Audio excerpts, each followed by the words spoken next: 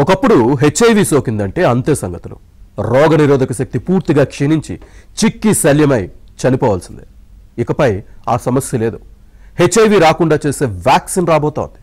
అది సామాన్యులకు అందుబాటు ధరల్లో. వ్యాక్సిన్ కోసం లక్షలు పోయాల్సిన పని లేదు. జస్ట్ 4,000 ఉంటే చాలంటున్నారు నిపుణులు. ఎయిడ్స్ ఒకప్పుడు ప్రపంచాన్ని వణికించిన వ్యాధి.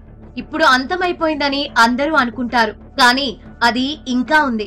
హెచ్ఐవి కారణంగా మరణాలు, కొత్త కేసులు తగ్గినా ప్రపంచానికి ఎయిడ్స్ ముప్పు తొలగిపోలేదు. ప్రపంచవ్యాప్తంగా 4 కోట్ల మందికి పైగా ప్రజలు ఎయిడ్స్ తో జీవిస్తున్నారు.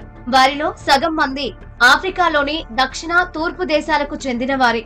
హెచ్ఐవి బారిన పడుతున్న వారి సంఖ్య 2010తో పోలిస్తే 39% తగ్గింది.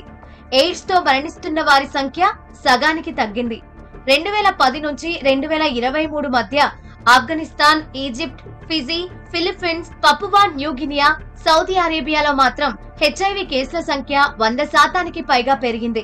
ఎయిడ్స్ సోకిన వారి పరిస్థితి దయనీయంగా మారుతోంది. ఫుడ్ అండ్ డ్రగ్స్ అడ్మినిస్ట్రేషన్ అత్యంత ప్రభావవంతమైన కొత్త హెచ్ఐవి నివారణ ఔషధాన్ని ఆమోదించిందని గిలియడ్ సైన్సెస్ నివేదిక తెలిపింది.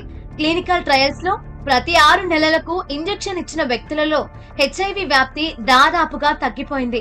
2 దశాబ్దాలకు పైగా పరిశోధనలు చేసి దీన్ని తీసుకొచ్చారు. హెచ్ఐవి నివారణకు లెనకాపావిర్ ను యుఎస్ వెలుపల ఏ నియంత్రణ సంస్థ ఆమోదించలేదు.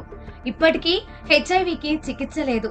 ప్రపంచవ్యాప్తంగా హెచ్ఐవి కేసులు పెరుగుతూనే ఉన్నాయి. లైంగిక సంబంధం ద్వారా హెచ్ఐవి సంక్రమించే ప్రమాదం ఉన్నా కనీసం 35 కిలోల బరువున్న పెద్దలు, కౌమార దశలో ఉన్న వారిలో ఈ ఇంజెక్షన్ ఔషధాన్ని ఉపయోగించవచ్చు. ఈ వ్యాక్సిన్ వేయించుకున్న వారు 99.9% కంటే ఎక్కువ మంది హెచ్ఐవి నెగిటివ్ గా ఉన్నారని క్లినికల్ ట్రయల్ డేటా చూపిస్తుంది. హెచ్ఐవి ఇంజెక్షన్లను నివారించడంలో బలమైన సామర్థ్యం ఉన్నట్లు గుర్తించారు.